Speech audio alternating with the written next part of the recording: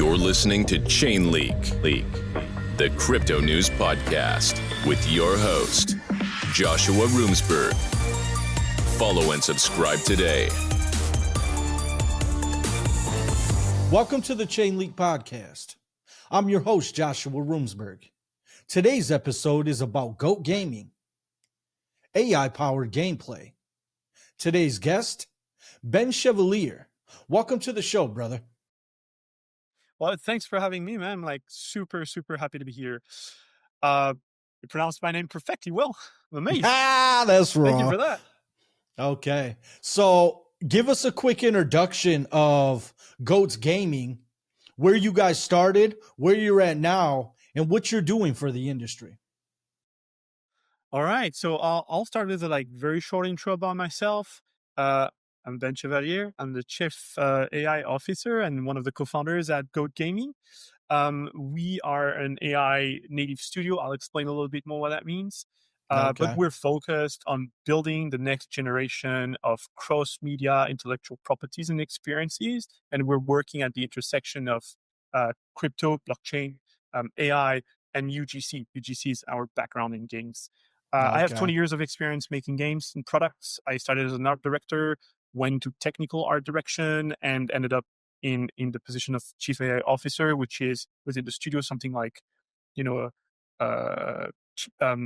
Chief Technology, Creative Technology Officer. It's like very similar, but AI makes more sense in the context. Yeah. And then GOAT Gaming itself. So we started as a game studio, as mentioned, but we're probably more of a tech company now. We have a platform, we have an ecosystem of games, we have an AI gaming infrastructure, we have agents that we're about to launch, and we're 40 plus veterans of the gaming industry, from the likes of Ubisoft, King, Lucasfilm. I'm an ex LucasArts. I don't know if you're familiar with the companies, the Star Wars guys, and many of us were pretty deep into crypto.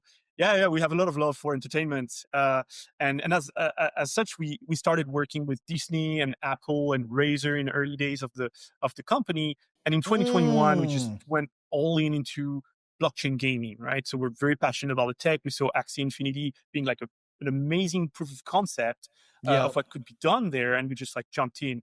We love the ethos, we love the tech. I mean, it's just amazing. And so AI is the same. 2022, we saw it coming. And very early on, it's it didn't look like much, but we're like, there's something there. There is something there, and we can start building, a bit of tooling on that. And then we just ended up, forming an entire infrastructure around that. So GOAT Gaming, so right? Let me stop you there. You guys have 40 developers that are from, are they high-ranking positions in gaming and entertainment? Yeah, absolutely. We have, for example, our CEO is the person who was in charge of, I think that was Ghost Recon for Ubisoft, which is a fairly big franchise. I've been working personally as an art director and technical art director for Star Wars titles. So it's we've been in leadership in the gaming industry for many years now. For me, it's probably 15 years in leadership positions. And all our developers pretty much have been lead engineers, for example, or generally very senior people. That's so crazy. So to transition from working on the Star Wars titles into blockchain technology, where did you see the intersection, and where did you see the opportunity? Well, it's also a super good question. I think as a studio, we've always been into technological events. We've always been interested in new tech. Personally, that's the reason I've been doing technical art direction. It's because as an artist, I was I see all those tools, and they have to inform the way we create those games. I can't just look at it as from an aesthetic perspective. No, the tools, the platform, the engines, the tech, has to inform everything that we do. And so we've always been very big on that. So even when we were doing these games with Disney, Apple, and such, we've always been building our own tools. We've always had our essentially army of tech artists and devs that are working on tooling and infrastructure. That's always been the case.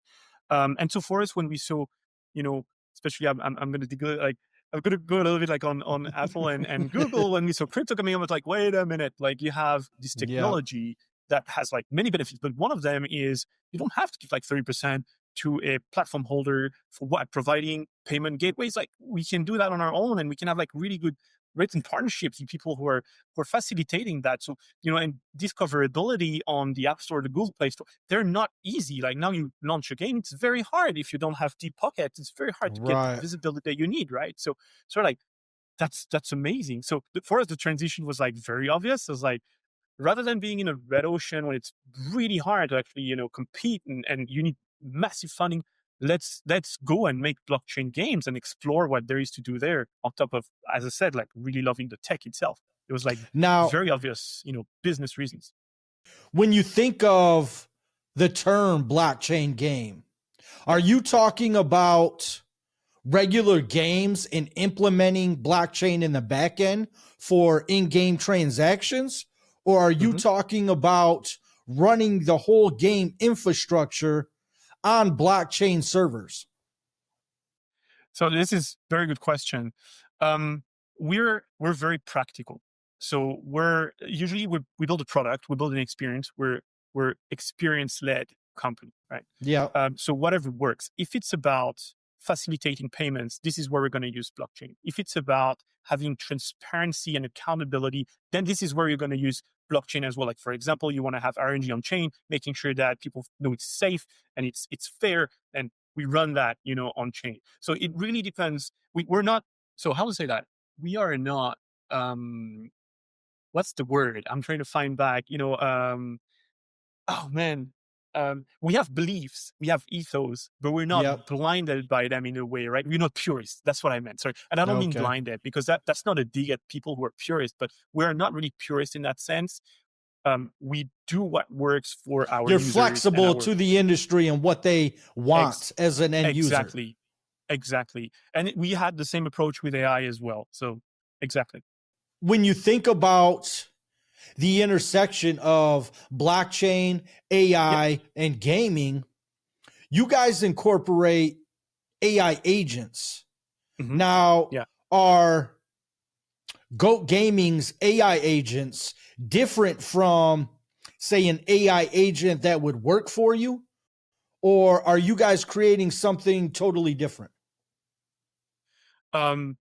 That's pretty much it. Like, that's an AI agent that's going to be working for you based on very specific objectives, with the ability to do things on platform and off platform. But the objective is always, like, the main objective is always to create revenue streams for you, and revenue streams that can be automated, right? They find them, they scale them, they optimize them, and then they move on to the next stream, right? Now, and that's no, I got you there. When you think of revenue streams in game, would that be similar to some of the way these streamers take on running Twitch, and then they're playing Grand Theft Auto 12 hours a day, and they have in-game currency that they can earn from different tasks within the game? So there is some of that, yeah. Well, when we talk about the on-platform abilities of the agent, there is some of that. The agent is going to be, playing the different games on the platform. They're going to fight each other, and when you create this kind of ecosystem and this kind of dynamics between the agents, obviously, like, some are going to lose, some are going to win. The better you set up your agent, the more essentially you level up your agent as well. The higher earnings are going to be. But that's just like on platform. And you just touched on something very interesting, which is the streamers, right? When we say streamers, we mean UGC, and UGC should be something that we can monetize, which is often the case, right? You look at, again, streamers, competitive players, mods. It's like they create content, right? And we've always been able to translate time into content, into value, and we can capture that value with essentially on chain, right? Like the decentralized aspect of how you can capture the value is very important to us, and you can earn from that. And then the next step of that is, how do I automate that? How do I make it easier for me to scale? And that's the AI agent.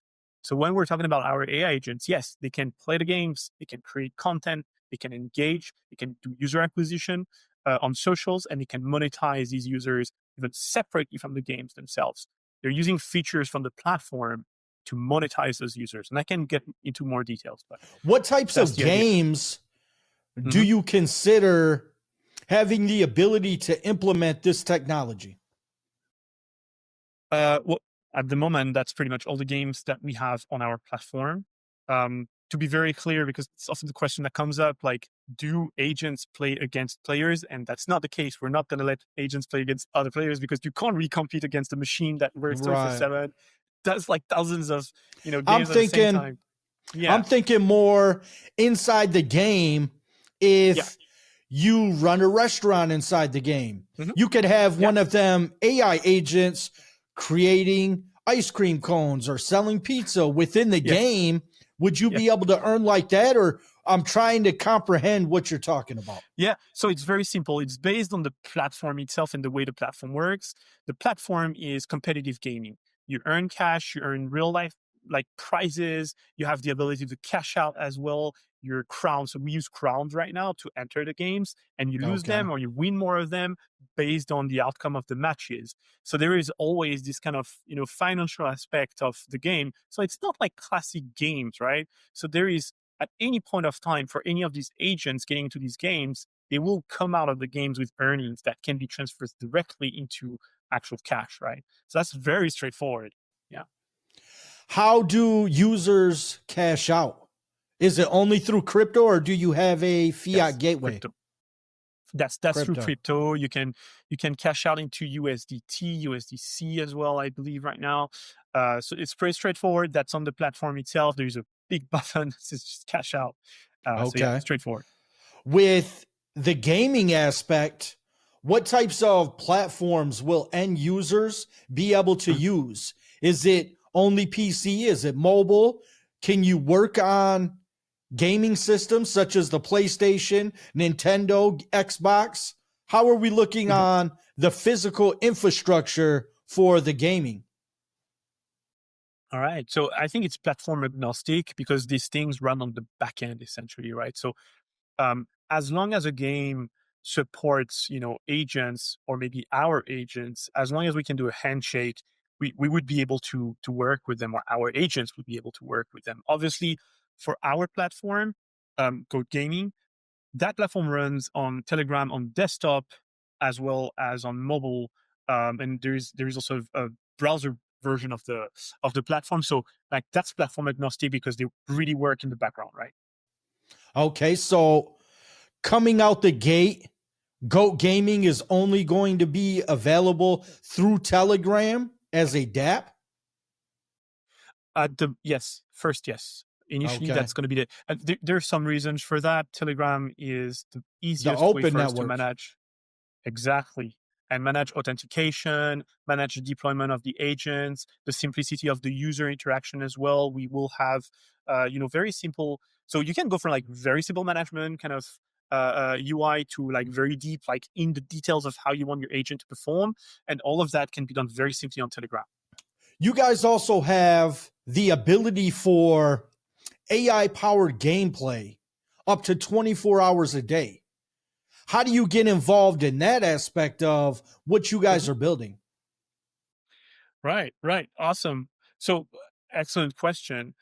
Technically the 24/7, gameplay, that's happening with the lowest level, if you wish, of the AlphaGOATs of our agents. You Okay. just get that right away. So they will play different games. You can tell them what you're comfortable with in terms of, focus on these games. You can define their mastery as well. So there is like some strategy that you can set there, and then you unleash them, right? And you can do that at the level of the individual agent and go into the details, or you can set your strategy on your a swarm of agents if you'd like, because you could manage, 20, 50 of them. It's up to you, right? And so that's the starter. When you get into the middle tier, which we call the um, advanced AlphaGoat, you get access to a few other things which are more like off platform. Like they can start, acting on social media with rich media. So it's very different from the reply guy kind of agents that you would experience maybe now. It's really focused on building a community for you, building like amazing looking content around your wins, maybe your losses if you want to, if you decide to, you want to showcase it as well. But it's like creating like images, videos, infographics. It has like all these capabilities that are unlocked. And then when you get to the pro level, as you level up your AlphaGOAT, you get access also to those like 24/7 matches that are being streamed where only the best of the AlphaGOATs are fighting there. So yeah, You it's like can there's a lot. you can use the AIs that you create inside the Mm. platform for other tasks, is what you're saying? That's correct. So we have this concept of on platform and off platform. On platform, that's all the activities related to the games inside of the ecosystem, where the AlphaGoats are also fighting each other all the time. You have like daily, weekly tournaments and all that stuff. And then off platform, which is more like the social aspect of like self promotion that is automated, and then building communities, engaging with Oh, them, that's driving cool. them back Yep. to the platform. Yeah, that's awesome. Can you automate social media content and posts and tie them together to where your AI agent swarms within the platform can post for you, create the Oh, that's content correct. and schedule a post? Yeah, that's correct. So these agents can read everything that's happening in the ecosystem. So they have all this context and they have this ability to build that content that is highly specific to what your agent does and post that on your behalf. And they also self-optimize around the posting time, the audience, the reaction, the engagement. They will know they create their own niche, right? In a way. So that's the power of AI, And right? then they can collect and analyze the Yeah. analytics. Yes, absolutely. That's the idea. Wow. Yeah, that's really cool. Now, when you look back at some of the games you helped develop and promote in the past, Mhm. what do you see different when it comes to the blockchain industry? Why do we see different? That's a very good question. There's a lot that is different, but I would say there are two aspects. There is the aspect that is very practical, which is around like, all right, you have platform fees in the traditional kind of game development, sphere. It's very different on the blockchain, but I think the real big difference for me is more on the ethos and the way you approach building those products. When you look forward to the next 6 months to 1 year down the line for Goat Gaming, where do you see the project as far as development, release of new games, new infrastructure, and what is the future roadmap for Goat Gaming? Right. Right. So there are a few things happening. You just mentioned, games and future games. Before the end of the year, we're planning to have about 50 titles on the platform live. At the moment, we have a pace of about like one new product being launched every 2 to 3 weeks, and we want Okay. to accelerate that. And then generally in terms of like broader, roadmap, we had two phases. One was building the platform, the initial content, getting the AI ready gaming infrastructure in place, and that's completed. And now we're in phase two, which is AI gaming. And we have our agents that are coming up.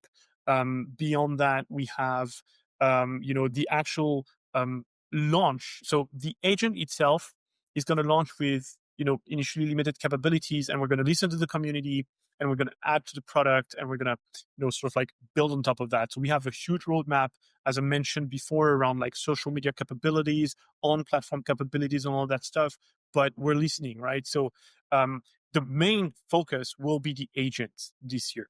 Like that's the main Okay. thing, and that's coming in about a month and a half from now. How many games do you guys have this technology implemented into right now? Right now, about 10. And Okay. these games are a mix between our, first party titles and then external made titles. So we're like that. The reason we're taking this in this way is that we want to make sure that our infrastructure is something that other developers can leverage and leverage very quickly. So we're working with them. We're more developing content together right now with these developers, for essentially us creating a self-serve kind of a platform where as a dev, you can just go and be like, I want to actually have my game on Goat Gaming. I want these agents to be in there, and I'll just launch it there using their AI powered SDK and whatnot. Right? We have a series of tools as well to help with that. Now, do you guys develop the characters and the gameplay all in house? Well, if it's a first-party title, yes, everything will be done in-house. If it's a third-party title, it depends. If it's a co-development, we'll be working on the IP together with the developer. If it's something that they want to bring themselves to the platform, like we won't, interfere much.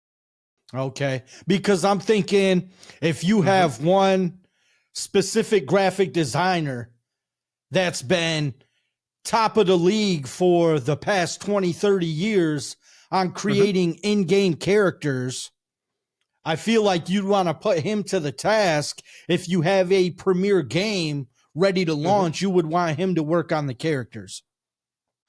Yeah, so absolutely, we've done that with Goat Wars. Actually, so the original game is a tower defense game that has a different name, and we're like, look, we want to use our IP, we want to use our designs, and like, are you fine with that? And the dev was like, yeah, let's just do it. So we essentially adapted, whatever kind of in-house, style and art direction we've developed over time and applied it to Goat War. So that particular title is very Goat gaming, how do you call that? Like in style, right? Another thing that I came across when it came to GOAT gaming Mhm. is Alpha AI. Can we go into that a little bit and what that entails? Yeah. So AlphaAI that's our infrastructure. That's our AI gaming infrastructure, and it covers a bunch of things. Just to clarify, the reason we're not over communicating about AlphaAI right now too much is that we don't want to confuse people with the tooling, because we have like Go Gaming, AlphaAI, the Genesis codes, and then Right. the AlphaGOATs, and we're like, let's just tone it down a little bit. But AlphaAI, that's the actual name of the tool. It's a suite of production and development tools that help with visual, coding, implementation, all the things that are necessary either to create content from scratch or to adapt a title to the platform and bring it to the platform. Oh, That that's also cool. covers, yeah, and that covers also everything around live ops, live services, matchmaking, leaderboards, socials, like all these things that are required to have your game running.